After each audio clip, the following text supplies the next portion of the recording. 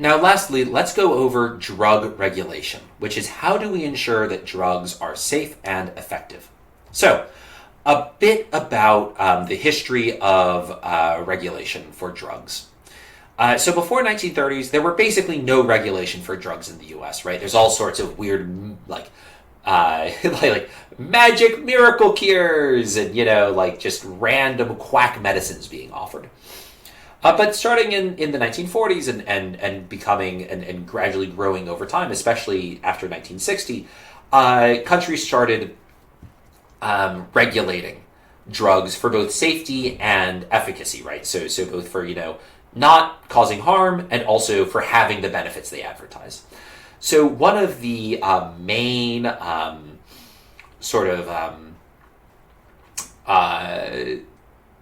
promptings of improving and making improving drug regulations and making regulations more strict was a drug called thalidomide in Europe in 1960. So thalidomide was a drug for treating pregnant women with morning sickness, right? So some women just, they feel nauseous, they just feel terrible in the morning when they're pregnant.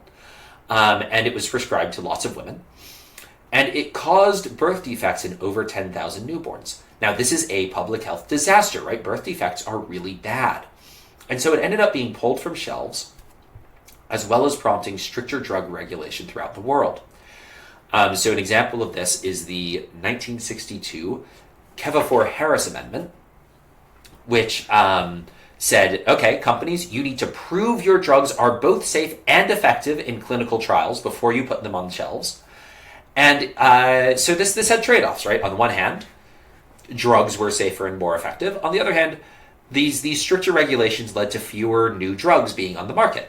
Now, you might say that could be a good thing if the drugs being kept off the market are either dangerous or ineffective, right? So let's discuss the trade-offs involved in these clinical studies and these regulations. So anytime you're testing a drug for efficiency, anytime you're looking at a clinical study or the potential for error, you're balancing two types of error. And these, side note, these are called type 1 and type 2 error, and they are the worst names, in my opinion, for any widely used term in science, right? I'm sure there are worse terms out there, but when you come out, these are used all the time, and even people who use them all the time get them confused because type 1 and type 2 error mean nothing. Right? If I don't look at the slide and pretend you haven't heard the term before. Is a type 1 error a false positive or a false negative? You don't know. I don't know. Nobody remembers that, right? And we have perfectly good terms for type 1 and type 2 error. In case you're curious what a type 1 error is, that's when a bad drug gets approved. Do you know what we call that? It's called a false positive. So for some reason, the entire scientific community in the social sciences, as well as the hard sciences, has decided that instead of the very intuitively, easy to grasp term of false positive, we are going to use the word type 1 error instead of false positive because apparently we hate everyone. I don't know who benefits from this. We scientists don't benefit from it. You, the students, don't benefit from it. The public doesn't benefit from it. It is the worst term that we use in science. I am convinced of this. And if, for the record, send me an email if you think I'm wrong and you know of a worse, more widely used term. But in terms of misleading terms and you weight them by how frequently they're used and how many fields use this terminology, type 1 and type 2 error, I think, have to be the most egregiously bad scientific terms in existence. So if you just want to use the terms false positive and false negatives, not only do I say that's okay, I encourage you to, because I will, when we go over the homeworks together and you are giving your presentations explaining the difference between type 1 and type 2 error, I will have on a sheet of paper next to me, type 1 error, false positive, type 2 error, false negative, because I will forget at least 3 times during that class what the difference between those two types of error is. So type 1 error, that's when you approve a bad drug, it's a false positive. A type 2 error is when you either reject a good drug or delay a good drug, and that's a false negative. So for instance, beta blockers, which are a very effective drug medication, were kept off the market for too long as a result of an onerous testing process, right? So and drug companies know this is a potential problem. Where for instance, the COVID vaccines, right? They got through testing remarkably quickly, and that's because the companies knew that there was a really big potential for the drugs to be delayed longer than they should. Right? The returns to getting the COVID vaccines into the population quickly were super high, and so we changed the rules to allow the COVID vaccines to be brought through production more quickly than they otherwise would. And that was because we wanted to reduce the chances of there being a false negative, right? A type 2 error, right? We didn't want a potentially good drug to be delayed. Now, if you're someone like RFK, you're going to say that's evidence that the COVID vaccines are unsafe. And look, vaccines typically, they oftentimes have reduced testing time to where compared to other drugs like the flu vaccine. My understanding is that's basically remade every year. It's also my understanding that there's not much evidence that that this is actually a problem, right? Where there's no evidence, as far as I know, there's no evidence to suggest that these vaccines are actually unsafe. It's just that there could be. You might look at the process for vaccines and say, well, the flu vaccine each year goes through a less rigorous process than Qulipta does, but there's rarely any problems with the flu vaccine, right? So right, again, politics, and don't worry. Later in this, later in this lecture, I'm going to hammer Fauci. I'll hammer Biden. I'll hammer blue states. But I think RFK on vaccines is I just don't think there's, as far as I can tell, there's just not evidence for that there's actually a problem with the vaccine process. But type 2 error is, right, so type 1 error, false positive, that's when a bad drug is approved. Type 2 error, that's when a good drug is rejected or delayed. They're both bad, right? So, there's always a trade-off between these two types of error. There's always a trade-off between getting a false positive and a false negative, because no trial has infinite sample size or perfect information, right? So what would the ideal version of a trial be? Well, we would give the drug to people, and then we would wait 50 years to look for any long-term side effects, and we would give it to 1 billion people to make sure there were no weird sample size effects, and we'd make sure that of those 1 billion people, it was a perfectly representative sample in the population, right? That's the ideal drug test. That's impossible, right? And if you do that, right, it's worth noting, you're going to have a huge delays, right? You're like, just nothing's, that's way too onerous. No drug is going to get approved if that's your process. And you're going to have a bunch of type 2 errors. You're in practice going to have a lot of false negatives, right? You're going to have a bunch of drugs that just can't be tested because it's just too onerous to do that testing. So you need to balance the idea that you might let some dangerous or ineffective drugs through with banning or delaying effective ones, right? So Qulipta, for instance, let's just say Qulipta had a standard testing process of 8 years, 7 to 8 years, and let's say it turns out that it has terrible consequences. It's super effective, but it causes dementia for people when they're 90, right? So on the one hand, I'll be able to sue Puckney's Pharmaco because, that's how America works. And if they take away my right, if that happens, I will be suing Puckney's Pharmaco, whether or not I have a legal right to, and they probably will settle out of court. Right, but in the meantime, right, so yes, that was bad. Turns out that Qulipta causes dementia, and it does so after 50 years, which you just can't pick up in a randomized trial. At the same time, if you made the company wait for Qulipta for 50 years, before I started taking Qulipta, like, I was on the verge of dropping out of my grad program. It turns out that the lighting in the University of Maryland is terrible for my migraines. And so I don't know if you've noticed during class, but I typically either have a very yellow light on my face, and it's usually only lighting up half of my face. That's because I have a lamp, and the light in my office is off, right? I avoid going to classes sometimes because the lighting in Tidings Hall is so bad for my head, or at least I did before I switched to Qulipta, right? So Right. So on the one hand, there's the chance that, Qulipta is going to cause dementia when I'm 50. On the other hand, I get a lot. If you waited 50 years, right? If I didn't get this until I was 75, right? I'd spend a lot of years in a lot of pain because I did not have access to this drug. So there's a trade-off between these two errors. So, right, let's how do we visualize this? Let's say there are sort of two distributions of where you end up in testing, right? And by the way, statistically, you can actually show that when you take the average of outcomes in a test, it actually will follow a normal distribution. The averages do follow normal distributions. This is a remarkable property that is true in real life. Averages are normally distributed, right? So normally when you're testing a drug, what are you looking for? You're looking for an average treatment effect. You're looking for how much this helps people on average. It turns out that average, there's some randomness to it, right? Because sometimes you'll get people who the drug helped a lot for, or people who the drug wasn't that effective, right? Let's say, like for instance, the first migraine drug I was put on, I had terrible side effects with, and they were rare side effects, but they were crippling. I could not walk in a straight line with the first drugs they gave me for migraines, right? I was bedridden for a month. Side note, I failed all. I did not do very well in those classes.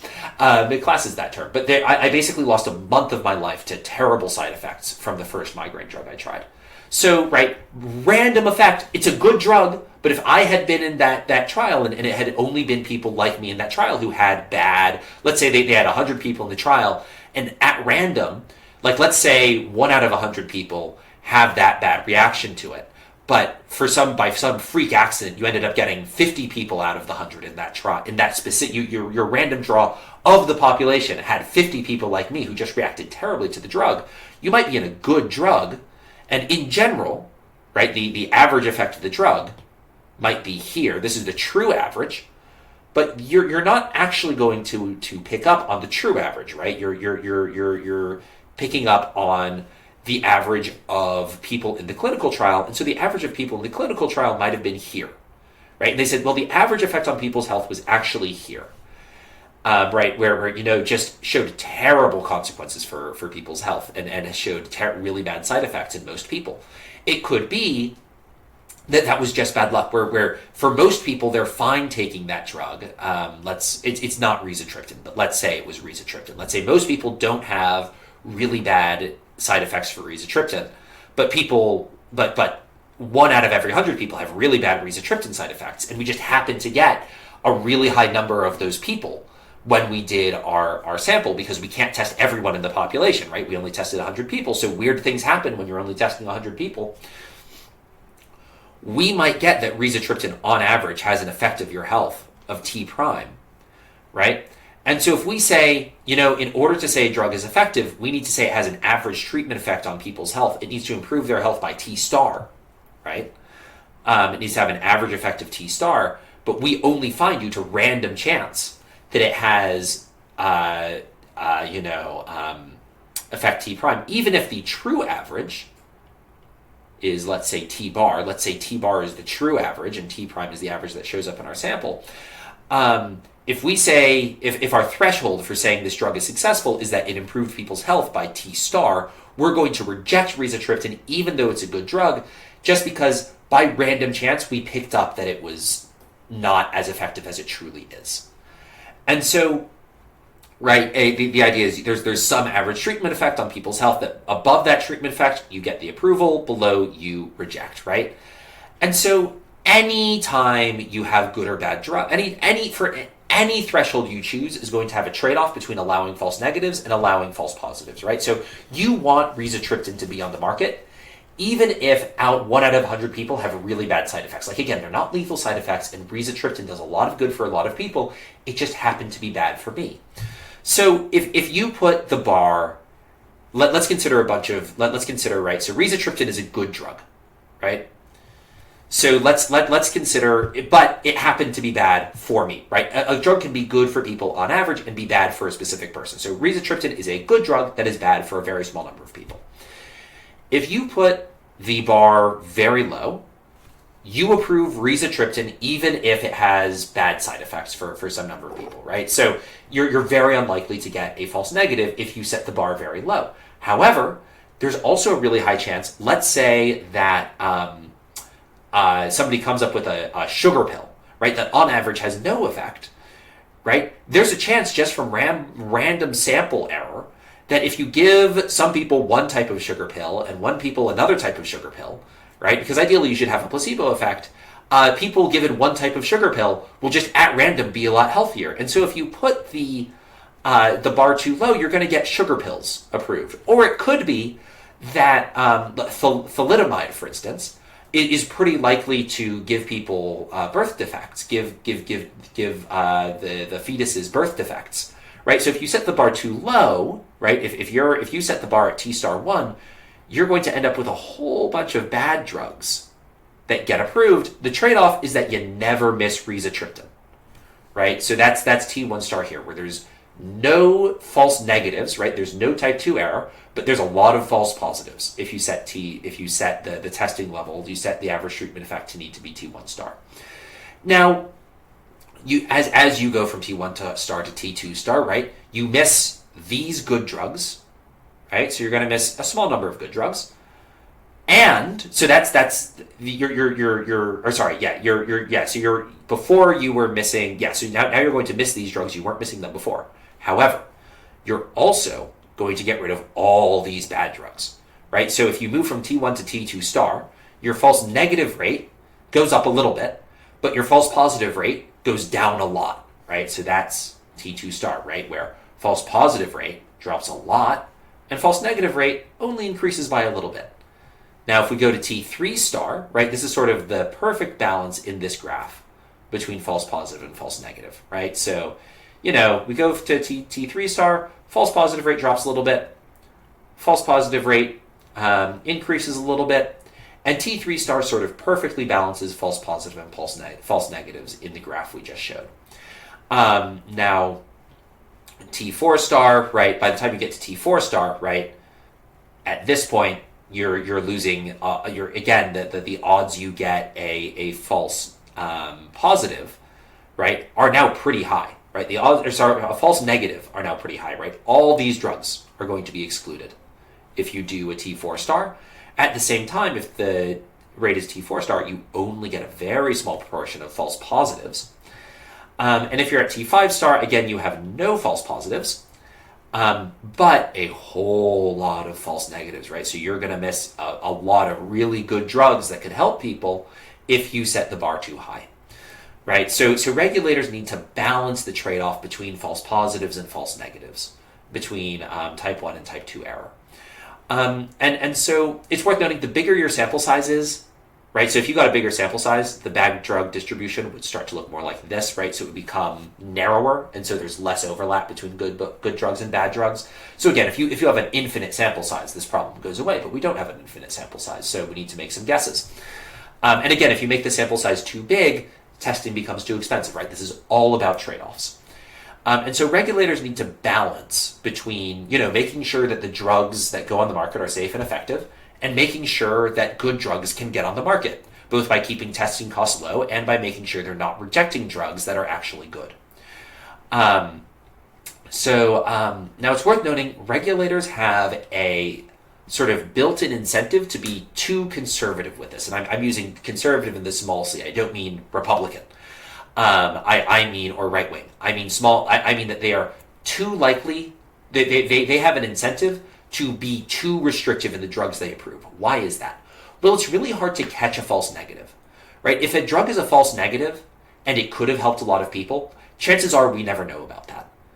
But if there's a false positive that it turns out that thalidomide, right, causes a ton of birth defects and is really bad for you, that's disastrous from the regulator's perspective, right? They get caught, right? It's really hard to catch right? If Qulipta doesn't get approved, I never find out about Qulipta because it's just, one more migraine medication that didn't make it. Like, oh, well, guess it didn't work.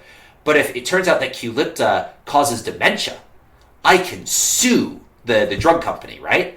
And the regulator gets in huge trouble for letting this go through, right? So there's much more, because it is easier to catch false positives than false negatives. Drug company, not drug companies, but regulators have an incentive to skew towards avoiding false positive at the risk of avoiding false negative. So this can lead to the FDA, for instance, is likely the FDA is probably too restrictive in the types of drugs they approve. And an example of this can be public health recommendations, where this can also happen in another example of this can happen in public health recommendations, where I promised I'd go after Fauci and Democrats as well, where a lot of Democratic states they likely shut down too many people for too long during COVID, where the COVID shutdowns, at least the data I've seen on the COVID shutdowns, and I haven't looked at this recently, it seems like the vaccinations made a big difference, but the shutdowns did not. And so the states that shut down for a really long time inflicted a lot of economic pain on themselves. But there was an incentive from the politicians' perspective to shut down for too long, because if they open up too soon, right, they get punished. It's very clear that they screwed up, right? If you say masks, right, so if you open up too soon, everybody sees the COVID rate spike, you get hit. But if you shut down for too long, it's hard to see the effects of shutting down for too long, other than the fact that the longer you're shut down, the more your voters resent you. So public health officials, and we'll talk about this more later, public health officials broadly have this problem, where they are incentivized to avoid things that look bad on paper and problems that are easy to quantify and catch, even if even if from a societally optimal standpoint, you might want to let some false positive through if it means you avoid a lot of false negatives. But in practice, drug companies have an incentive, or sorry, not drug companies, but drug regulators have an incentive to be too restrictive, because false positives look really bad for them, and nobody catches the false negatives in practice. So, other regulations. Doctors typically have prescription power in most countries, right? So you can get Tylenol, Advil, Zyrtec, those you can all buy of your own free will, but if you want Qulipta, you gotta get your doctor to prescribe it for you, right? You cannot buy Qulipta without your doctor's prescription. And this is true in most countries, right? So the benefits of this, less abuse of drugs, both intentional and unintentional, right? This may also limit moral hazard, where if I have migraines, but it turns out beta blockers, which are cheap, are enough to treat my migraines, but Qulipta is awesome, and it'll just knock out my migraines entirely, right? If I have kind of bad migraines, I might buy Qulipta if I don't need a prescription from my doctor. But if my doctor's saying, look, you really don't need Qulipta, the propranolol is fine, which is a blood pressure medication. That's what I used to take, right? And it's way cheaper than Qulipta is, right? And I was on it for a while, and it worked fine until I switched to the University of Maryland, and the lighting in the University of Maryland was way worse for me than the lighting in the Fed, and my migraines just went ballistic. So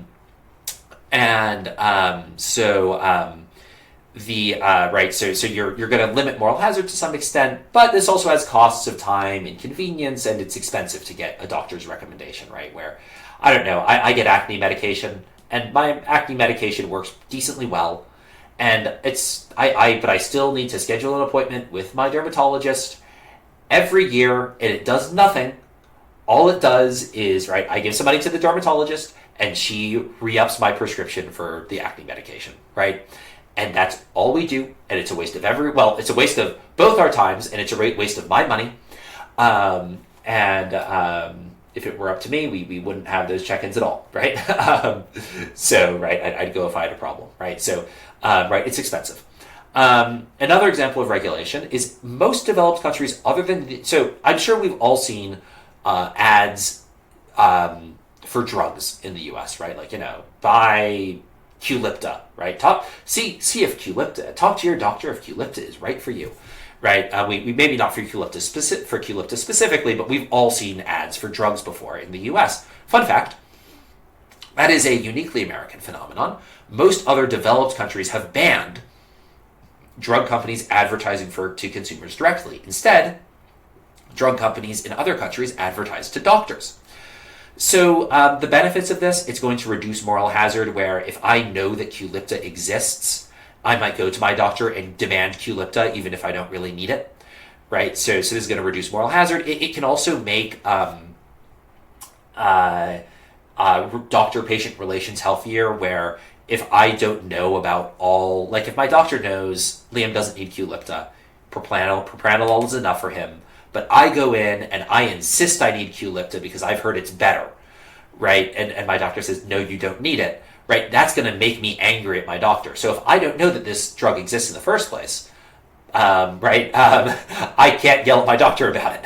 And so the directs on bans on direct to consumer advertising are good for doctor-patient relations.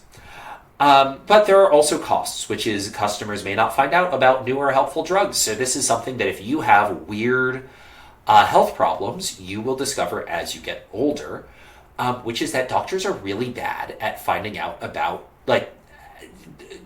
weird health problems. And so if you have something that doesn't fit neatly into a box, like migraines, doctors can deal with, and they've gotten much better at dealing with them in the past 5 years, right? You come to a doctor with a migraine, it's a weird problem, but it's a common problem. And so the doctor is going to be like, okay, go see a neurologist, and it may take a few years, but you'll work through the problem.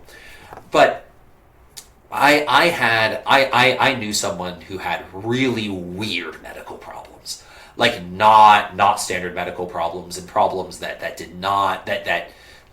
were not normal. And so she actually ended up self-diagnosing most of her problems, going to the doctor and saying, hey, I think I have this. And then the doctor tested her and be like, oh, what do you know? You have this. And so she actually went from, she was a biochemist, and she went from the time I knew her, when we first met, she went from like utter faith in the medical system to despising it because she was like, what is the point of a doctor? I went to doctors for all these problems. They couldn't find out any of the problems. I self-diagnosed everything. And then I went to the doctors and said, I want to be tested for X, Y, and Z. And I had X, Y, and Z. And so Western doctors are really bad at getting, weird cases. And so if you're a weird case, right, your doctor might not be able to identify the case, right? Or they might not know about all the drugs, right? And so, the consumers, if you ban direct-to-consumer advertising, and if you restrict information about medical treatments and to non-doctors, right? On the one hand, they have to listen to their doctors because their doctors are the only ones who have access to that information. So in some ways, that's good because lay people make mistakes. On the other hand, doctors make mistakes too, and people have more an incentive to look after their health than the doctors do in many cases, right? Because, the doctor is looking after your health, but your health matters more to you than your health matters to your doctor, probably. And so consumers may not find out about new helpful drugs, and they might not, right? They might miss out on things that could be really helpful that maybe the doctor hadn't heard of. Or, right, again, we do know that what doctors prescribe changes with their incentives, right? So maybe your doctor has you on a medication that's subpar. You go and you say, hey, I heard about this new medication. And the doctor says, I wasn't going to tell Liam about that. I wasn't going to, for the record, I love my neurologist. He told me about Qulipta. I worship the ground he walks on. But let's say he hadn't told me about Qulipta because he made a lot of money from propranolol. And I went to him and I said, hey, I heard about Qulipta and I want to give it a try. And he was like, let's say he was a bad doctor, which he's not. I worship the ground my neurologist walks on. But let's say he was a selfish doctor and he said, he's like one of the guys who let's say he was involved in he was one of the doctors from the opioid crisis. And he's like, well, I know Qulipta might help Liam, but I make more money from the people who sell propranolol, so I'm going to keep selling him propranolol, even though it works okay, but it's not working really well. If I find out about, I'm stuck with him, and I have no way of knowing that Qulipta exists without direct-to-consumer advertising. So how much you like direct-to-consumer advertising, in part depends on how reliable you think doctors are. And I think there's evidence in both directions, where, there are times, we know that, from the RAND study, that patients demand antibiotics when they have viral infections, right? And so... right, there are times you don't want people who, because of antibiotic resistance and other things we'll get into, you don't want people taking antibiotics unless they absolutely need them, right?